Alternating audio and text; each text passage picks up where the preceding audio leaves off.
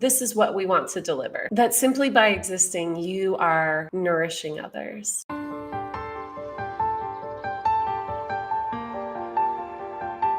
This question, what is the best way to nourish those around us, is such a beautiful question, specifically because of the nourishment, that word, nourish. And how do we nourish those around us?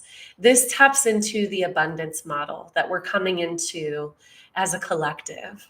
We nourish ourselves first so that we are the abundant tree that others can witness and be nourished by. So there's a lot in that. Let's dive in. When we nourish ourselves first, what that really means is we attune ourselves to our aligned beingness, our highest frequency. The highest frequency that's available to us is actually presence. So deep presence, full presence, creates alignment through all of our bodies.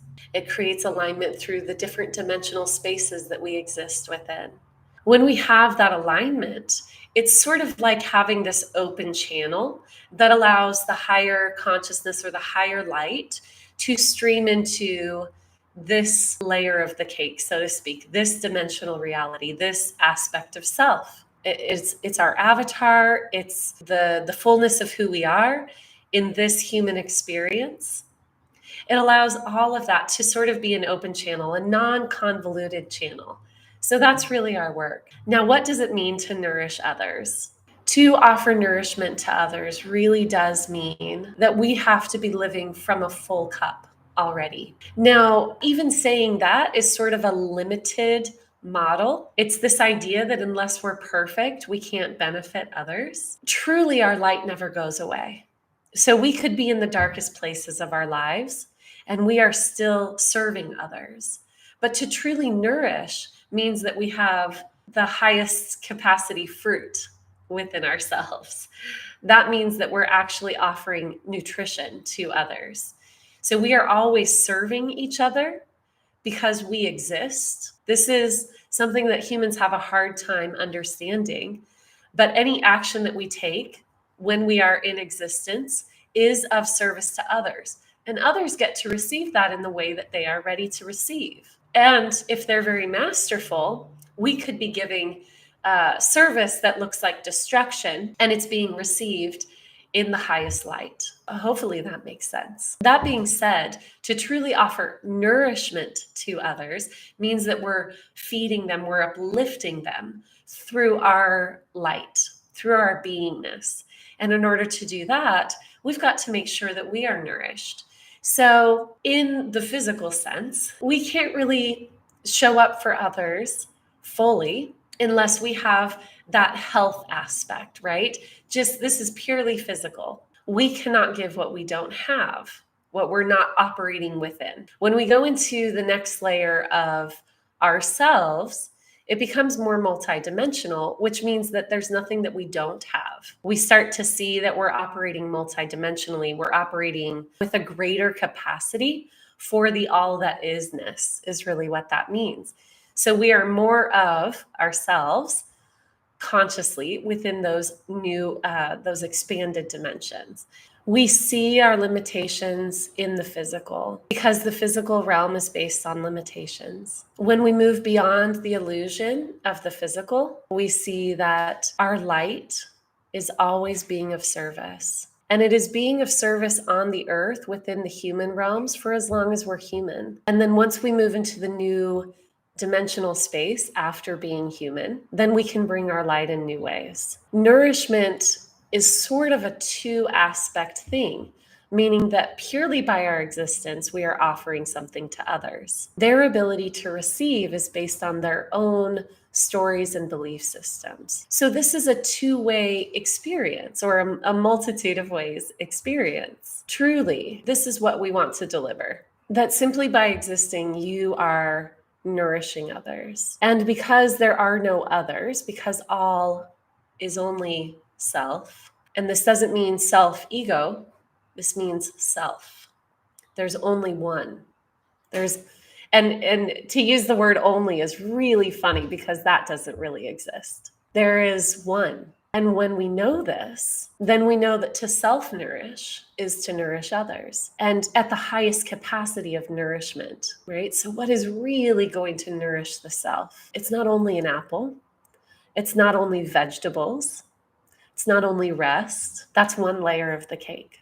And that's actually a limited layer. What's really going to nourish each other, what's really going to nourish ourselves, which is one, which is the all, is to tune into our highest light, which is to tune into absolute divine love for the self. There are illusions of right and wrong, but those aren't the highest truth. And the highest truth is that there cannot be anything wrong, because that would make our version of God very small. Nothing is ever out of order.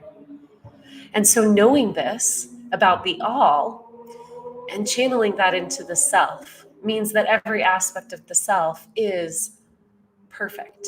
It is divine. And every way of being in the self is divine. And to know that at the deepest level, it kind of ends the game, because in that respect, we witness that there's nothing really to do.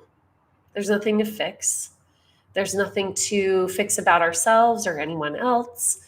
There's nothing that we're concerned with anyone else, because everyone is already nourished eternally. Let's simplify. To nourish others, it is simply to exist in divine love. We can translate that within our human experience by saying, I exist in divine love for myself, which means that instead of trying to love the whole world, although this is a natural outpouring of self-love, instead of trying to love the whole world, I will love myself, because I am all. I am all. So I divinely love myself. And any area where we feel we need to fix or fight anything external, or even nourish, even the loving desire to nourish others, is in a way witnessing the story that others are malnourished. In a way, this isn't a criticism, but we're piecing this apart a bit to really look at the deepest teaching within this question. And so we can also witness that to nourish others, we see them as already fully nourished. We see them as their God selves. We don't have concern for them. We don't follow the concern that they have for themselves. We say, you're perfect already. And we can know this about others when we know this about ourselves. How do we know this about ourselves? We practice it. That's the human experience. To know it within the human experience is to practice it, to be in the practice of, day in and day out, moment by moment. We are in divine love for ourselves. And any area where we find concern for anything that we witness as outside of ourselves is a cue to look within. And do we still believe that's imperfect within ourselves? That's the divine teaching. A desire to nourish others is a desire for others to experience the absolute perfection and beauty that you experience. And so see them as that. See them as already experiencing what you've experienced of divinity. See them in that full state. Know that that's who they are right now, and that's how you offer that nourishment. You see them in their highest form.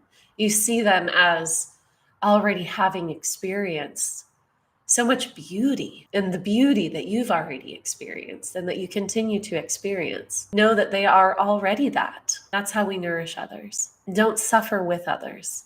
This is an old teaching based on depletion and lack. It's not the new abundance model. To have deep compassion is to witness others, to know and to not walk away from whatever they tell that their experience is, and to witness in joyful fascination and in complete presence with them, without fear, without needing to run away, that that's their experience, and that that is actually their chosen experience. We all have our chosen experience, and none of it's ever wrong. If we judge it as wrong, we're viewing people from a limited perspective, and we're viewing ourselves from a limited perspective. It is all one. It's all one.